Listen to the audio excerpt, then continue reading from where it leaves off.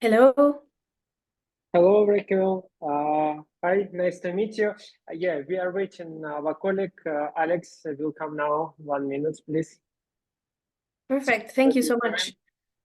Nice to meet you. How are you doing? Fine, fine. What about you? I'm good. I'm good. I just came back from vacation, so just catching up on a lot of work, but doing well. Okay, it's great. Yeah. Now I have joined Alex. Alex, are you here? Just a sec. Hold on. Yeah, I'm here. How are you Yeah. guys? Hello. Nice to meet you, Alex. Nice to meet you, Raquel. Am I mispronouncing it, or is correct? Raquel, It's right? Yeah. I mean, in Spanish you would roll the R, but I'm used to people just saying it like that. Raquel is fine. I'm gonna do it in the right way. So, what's the right way? Raquel. Raquel. All right. Yeah, That's it's a little bit hard. even better. Thank All you. right. So, let's get started, maybe. Right? Yes, yes. Sounds Cool. good. So, yep. So, let me just tell a few words who we are and what we actually want. Why we ask you to join today's call, and let's get started. So, who we are actually, myself, Alex, Dmitry is my co-founder, and we are the guys who want to jump into US market and actually disrupt the way people pay in B2B. So we're trying to reinvent the B2B checkout. We're trying to make it look like to make customer-like experience in B2B checkout. So it's all about payments, all about installments, maybe buy now, pay later, all concerning B2B payments. And that's what we're trying to reinvent, optimize, disrupt, or whatever. We are on super early stage of our startup. I mean, we are on problem discovery, customer discovery stage, which means that we are not selling anything. We have nothing to sell yet, but we try to recognize where the problem is in order to build something which actually solves people's companies like real problem. And with this purpose, we are trying to outreach people who has like vast experience, people who like you are with financial experience together with B2B marketplace, B2B e-commerce experience. So your profile seemed to be like super perfect match for this. That's why next 15, 20 minutes, we would be happy to ask a few questions to recognize if there are problems facing this field. That's all about us. Thank you. Thank you for the introduction for that. And maybe it would be helpful to understand better the stage where you are. If you tell me a little bit about the research you've done about competitors, at least I seem to remember that there are like a few players in the space. So maybe if you could tell me about what you've seen in the space, the different players and how you differentiate yourselves, and also if you could tell me about the sort of skills that you both are like putting into it. Are you developing something? Um, are you hiring a team to do it, or what's going to be kind of the setup? If you could answer those two questions, I think I can answer better your questions. Sure. I'll be happy to answer. So the first question is where we are, and I mean what was our stage. It's super early right now. We decided that we're going to three segments of customers. The first one is B2B marketplaces. Second one is manufacturers and distributors. And the third part is, let's say, B2B SaaS, the platforms who distribute software. So we made like maybe 10 interviews in each segment. And we're trying to recognize if there are like two types of problem spaces. The first one concerns payments.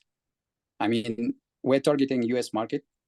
That's important thing. I mean, I know you're in Spain right now, right? With Droppy. Yeah, Droppy. I do have Right. I've lived in the US for 10 years, so I can also answer questions about that. Yeah, I also check this in profile. That's why, I mean, it's so super targeted. Well, we're targeting US market, and we are like trying to find some problem space into two flows. First of all is payment. In US, it's kind of sophisticated with the wire transfers, etc. ACH, and we're trying to understand if it's okay or it's something that should be like solved, made quicker, better, cheaper, etc. Second thing is we are trying to investigate if there is a problem space in if there is a demand in how to say cash flow management from supplier or maybe buyer side, and if there is like a demand to fix this by implementing something like buy now pay later, something like Klarna. You don't pay in advance, but you split and pay partially. So that's two things we investigate in 3 segments and did like 10 interview in each. In terms of, well, as of now, we have partially confirmed cash flow problem, but I wouldn't say it's robust. That's why we still keep doing interviews to recognize the specific segment.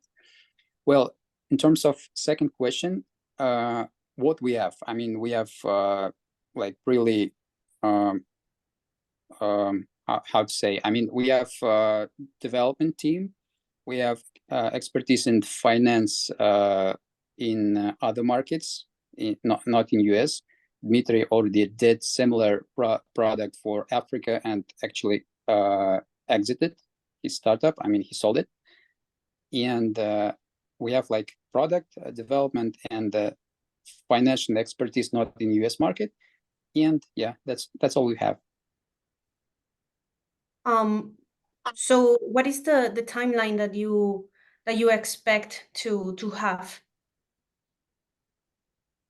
We have to move like super quick. We have like 1 month. That's our like expectation. Maybe it will not be approved. So we have like 1 month to approve problem. I mean, to find the problem and go to MVP, and as next step, try to like show something to potential customers. And also we're entering a few accelerators in fintech in order to boost the growth. That's why at the timeline by the end of the year, 10 sales, that would be perfect, and that would be like what we are targeting.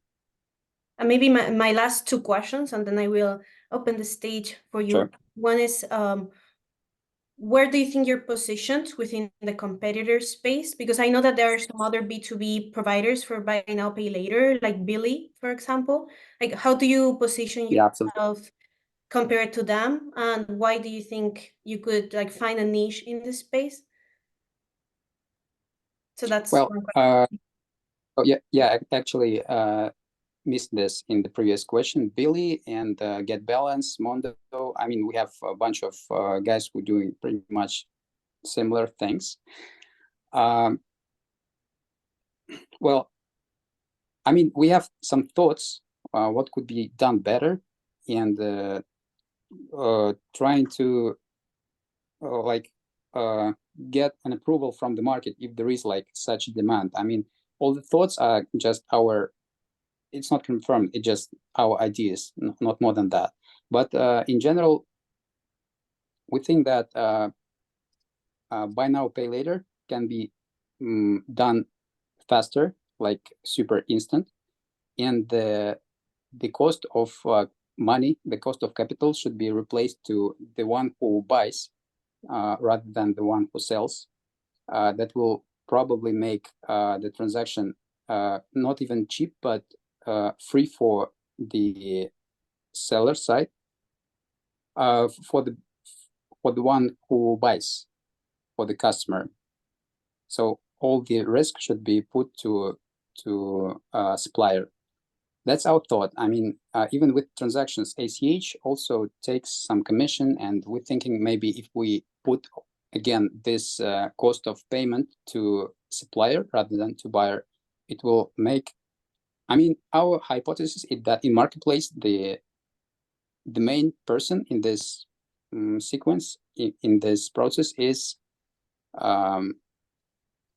customer, the buyer, and we should make everything buyer wants. In order to, if we do that, marketplace will be happy to put our widget rather than Billy's one. So what customers want, make it super quick and super cheap. So the ideal thing, we should do it instant and free of charge for the customer. And our idea is that that's what they need, and we actually can make it technically. But we need to confirm if it's really demanded from customer side. Okay, I think that answers my question. And lastly, why the US compared to like other markets? Because I mean, there are definitely positive sides because it's a much larger market. And it has a lot more like small startups and like companies that would be willing to try new product, but it's also a lot more saturated with solutions. So why did you like focus on the US specifically? I wouldn't say it's like super, deep analysis behind it. It was like two things. The biggest market, the first one, easy venture capital, since we have to be venture-backed second thing. And the biggest growth of B2B market, I mean, it's not biggest in percentage, but in absolute volume, it's biggest. Even in the number of B2B marketplaces and B2B suppliers and distributors, the number of clients is the biggest one. And on the same time, the number of competitors is not like super big.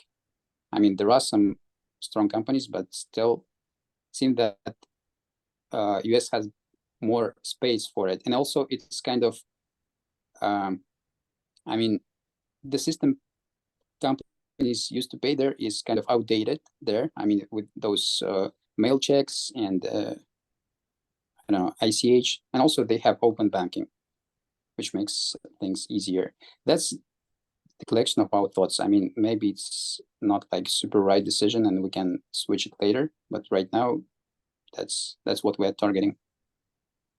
Okay, Maybe I think no, that answers my question. I mean, it's not a negative or a positive, but I just wanted to know kind of your thought process around it, just so I know what's your direction.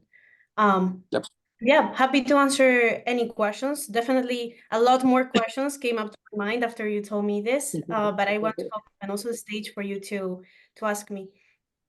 Well, actually, yeah, the main question first is, could you please tell a few words on what's your responsibility in Droppy and how you are involved in maybe cash flow management or something concerned this kind of payment solutions?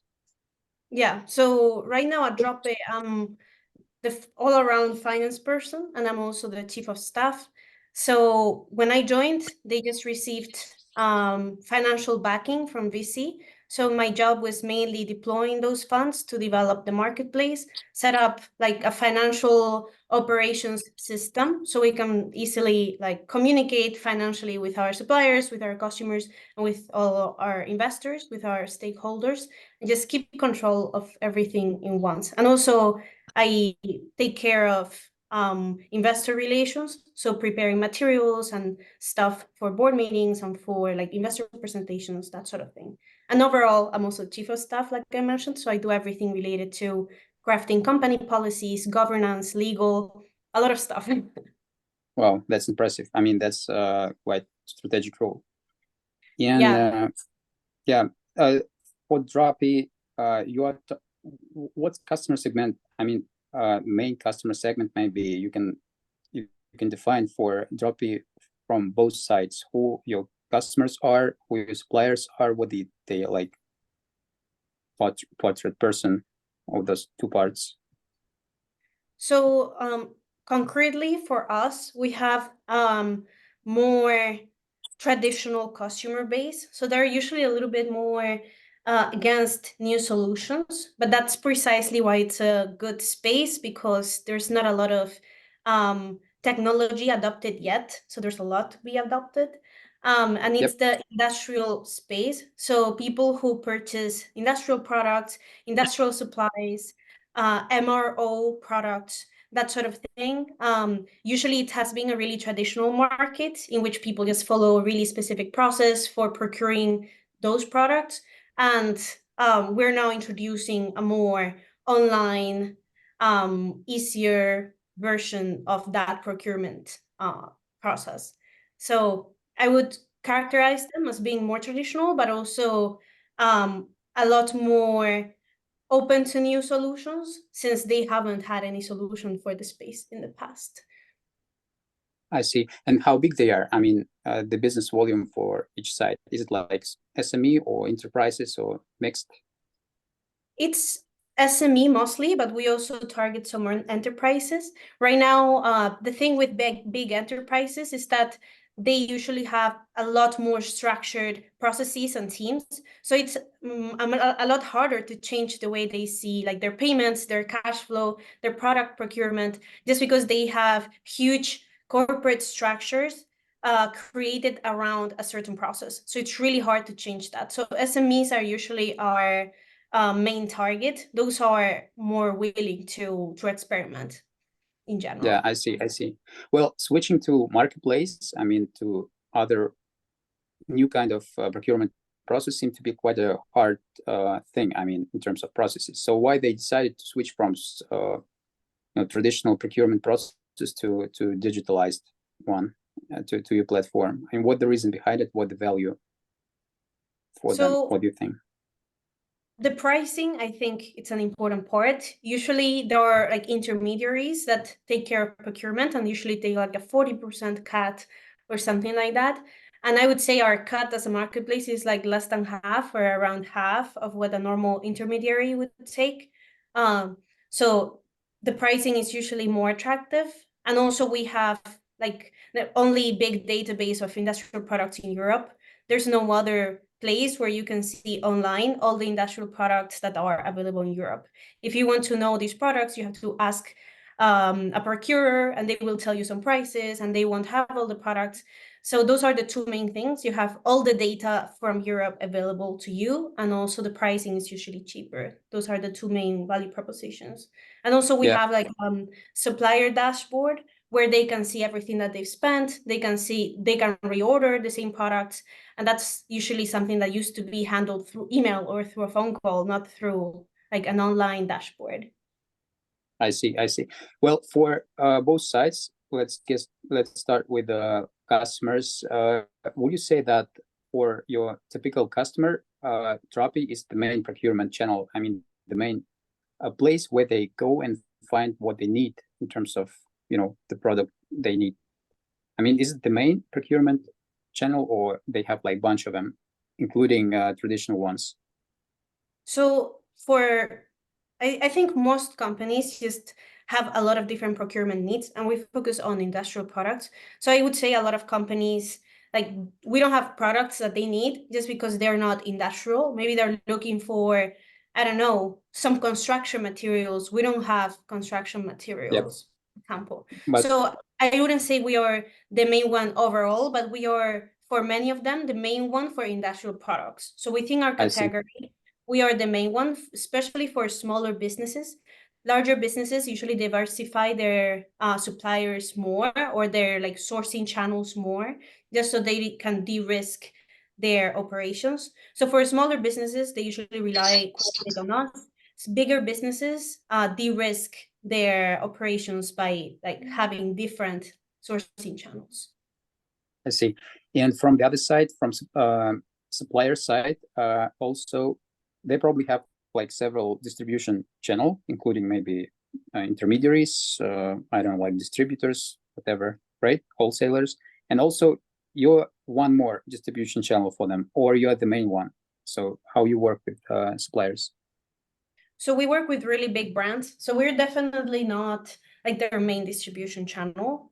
A lot of these big brands just directly supply to huge corporations. And also, since we offer a lot of different products, a lot of our customers order like smaller quantities of each. So I would say we have a lot of brands, and we cover a small volume of each brand. We don't have any brand, I think, that we are the main kind of intermediary for. And also we try to like stay away from the intermediary concept, since we are a marketplace. We're not like a sales agency or like an intermediary in that sense. We're a pure marketplace. Yeah, I see. So basically you're like, if you disrupt anything, you have to fire somebody. So you're firing all those intermediaries, saying that you don't need those distributors anymore. You have direct to like manufacturer to direct customer, and you are just platform connecting those two parts, right? Am I like more or less correct in this? Yes, yes. I mean, we are similar to an intermediary, so sometimes the lines can be a bit blurred, because we're not charging directly the price of the supplier. We're charging a surcharge to have a margin. So in that sense, it is similar to an intermediary. The way it's not similar is that we don't limit visibility of data. We don't limit the choice that they have. They have our full database available and all the prices and all the brands available to them. So a pure marketplace with a margin, which makes us slightly similar to intermediary, but not exactly the same. I see. Well, going to like transaction itself. I mean, do the customers process all the transaction, including like selection, payment, etc., through your platform? I mean, the transaction goes through your platform, right? So you manage all this process. All right, and saying, well, if we talk about like payment methods, how usually your customers actually pay? Do you have maybe it's just general statistics or shares of payment methods? How to actually process right now? So we have two methods currently. A lot of companies like to just simply be invoiced for the amount. So we have invoicing. They just make their order, and then when it's shipped, we invoice them, and they make a transfer to us. So that's usually the way that has worked best for bigger businesses that usually like prefer to have an invoicing kind of system. But then for smaller companies that are making smaller orders, we also have Stripe integrated into our platform, so they can buy directly and pay directly in the spot. I see. Well, I see. If we talk about the ones who are bigger, I mean, who invoicing, let's just quickly go through the workflow. So let's say I'm the customer, I put like 10K. By the way, what the average order value, just general for those bigger ones? How much is it? I mean, 10K more? Yeah, so the big ones could be like 15 to 20K. The smaller ones, it could be like around 1,000K. All right. And the invoicing starts from like 10 or even below? We don't have a limit established, so we can invoice them. They can choose whatever option they prefer, if they want to be invoiced or not. But I'm just talking about the trend. So usually, like bigger companies like to be invoiced, and a lot of smaller companies too. But the ones that usually pay with card or pay directly, like with Stripe, are smaller companies always. We don't have any big company that pays with Stripe. I see. So let's say if I put, I mean, cards for 10K and just hit purchase button, I will get like two options, either like pay by, I don't know, PayPal or get invoiced, right? Two options in general. Yeah. And if it invoice, I just bring this invoice to my payment accountant, and he or she will process within like a couple of weeks. Yeah. I mean, when they usually give I mean, in general, do you set some limitations on payment time? I mean, that I should pay within like 1 week, 2 weeks, or it depends. I mean, that's what it depends. So we usually can negotiate some like immediate payments, even if it's with invoice, depending on the order. Also depends on the product and the volume. Everything kind of changes that, but usually the standard is that we give 30 days. Well, the first like big hypothesis we're trying to check is that, you know, some B2B companies, the most modern ones, moved to digital, to online. But for some reason, they still are okay with this 1 week, 2 week payments gap. So the hypothesis is that in certain point it should be instant, like a consumer like checkout experience. So the question is, do you see maybe some, I don't know, like problem space there? Maybe some customers argue that why it's not instant, either a way to make it instant or either a way to provide the payment right now and then collect from the seller some kind of request from the customer to make it instant. Either any problem space you see, or I mean, you don't see. They always have the option to make it instant because they can pay with Stripe. But the problem is more for us when they choose the invoicing option, meaning that they will pay us in 30 days, but we are paying the supplier immediately, meaning that we have a liquidity and cash flow issue. So that's a problem on our side. So a solution that allows the customer to buy now, pay later would probably be helpful in our case. The reason we haven't implemented it is simply because, as I mentioned, our customers are really traditional, and they have these systems in place in which they receive an invoice and they pay the invoice from their invoicing department. They're not used to using buy now, pay later platform. So even though for us, it would be good because we have a liquidity issue when it comes to giving 30 days payment terms to customers. But then for the customer, it's hard to adopt because they are traditional. Like the average age of our buyer is probably like 50. Wow. Well, and do you actually, what kind of problem do you solve when you provide liquidity to the supplier? I mean, why do you do that? You spend your money costs money, etc. So why do you do that? I mean, many times it's the only way to get the deal to happen because the supplier, depending on the relationship that we have and the negotiating terms that we have with them, they might require prepayment. So they require that we pay them before shipping an order to a customer. So we have to do that. But then because of just standard invoicing terms that customers require, we have to allow them 30 days to pay. So we've paid, but then we're still missing the money for 30 days. And from the other side, I mean, customers used to pay this way, 30 days term, but seems that suppliers also used to receive their money within 30 days. I mean, why they just don't wait? It depends. So some of them say that no 30 days terms, instant payment. Exactly. And in this case, you can come with your solution. All right. Do you charge anybody? I mean, 30 days money holding is quite a big one, and it costs a lot, I think. So we don't have any surcharge or anything for invoicing simply because these are like standard B2B terms. So it's really common that in B2B you receive an invoice and then you have to pay it within 30 days. That's just what companies are used to. So, I mean, for prepayment, sometimes we give discounts. So if you pay now, we will give you a 2% discount or something like that. But usually companies just prefer the normal price and to pay in 30 days. No, I mean, maybe I just didn't ask in correct way. I mean, there are like two options. The standard option, that supplier waits for 30 days, right? Yeah. That's the standard term.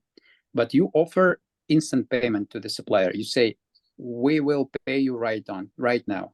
Here's your money on bank account, and we'll collect from the customer. So the supplier it's not something that we control. So the supplier will tell us 30 days or you have to pay right now. Like, it's not something that we can choose. Okay. Well, and they still are ready to give some discount in order to get instant payment, or So they're we not offer the discount. We offer the discount, not the supplier. from your commission? So you spent it Exactly. like your, wow. Wow. Well, So that's like I interesting. mentioned, buy now, pay later solution is definitely needed in the space. And for us, it would be a really helpful tool. The problem is not what we want, but the customer adoption. So even if we have a solution like that, we integrate it into the marketplace, we spend the resources to make that happen, then the customer really likely would not use it. The customer, I mean, they buy from your marketplace. I mean, they buy from marketplace or from the supplier directly through your marketplace. They buy from the marketplace. So they are directly like purchasing from, like they see the brand, they see the supplier like sees all the purchases that have happened, but then the price that the customer sees on their end has already baked in our commission.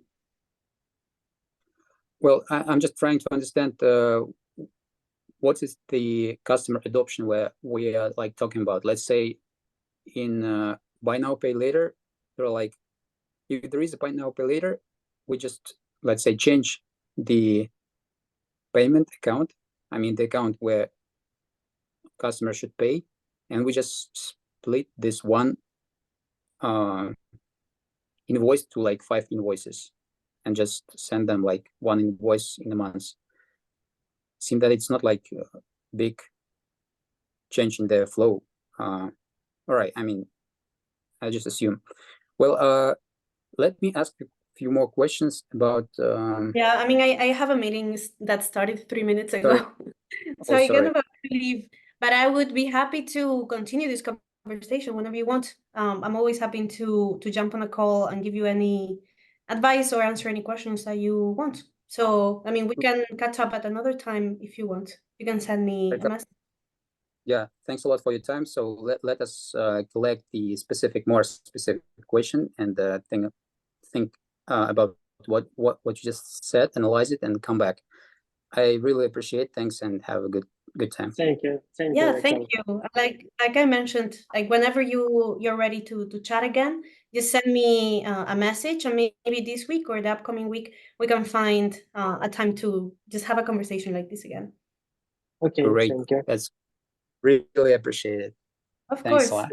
Have a good day. Bye bye. And you. Bye-bye. Bye.